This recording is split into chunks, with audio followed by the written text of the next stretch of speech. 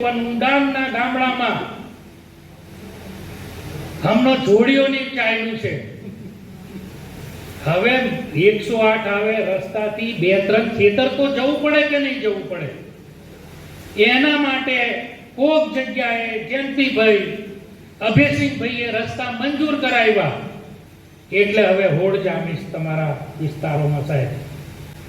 Video બનાવી મૂકવાના, પણ 108 ત્યાં ગઈ ઉપરથી 2 ખેતરોથી ઉચકીને 108 ત્યાં આવે, ત્યાંથી દર્દી લઈને આવ્યું, એને કોઈ વિડીયોમાં નથી બતાવતા. એટલે આ 2 કાટલો નહીં ચાલે. આપણને માપવાનું, પોતાને માપવાનું જુદું, અને બીજો કયો માલ સામાન લઈને આવે તેને માપવાનું જુદું. આ 2 મોટી પલ્લી બધા સમજી જાય છે.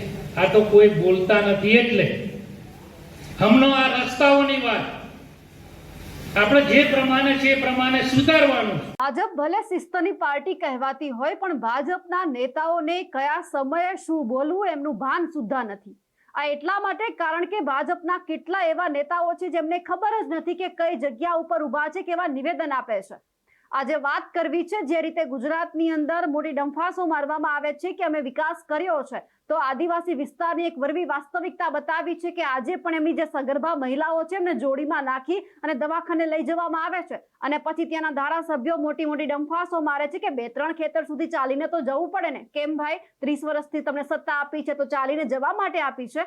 આજે વાત એટલા માટે કરવી છે કારણ કે જે છોટાઉદેપુરના ધારાસભ્ય છે તેમણે ક્યાંક ખબર જ નથી કે તેઓ શું બોલી રહ્યા છે, એમને શું બોલવું જોઈએ. વિકાસની વાત તો દૂર છે, જ્યારે સુવિધા આપવાની વાત છે તેમ છતાં નથી આપી અને કહે છે કે હું અહીંનો ધારાસભ્ય છું.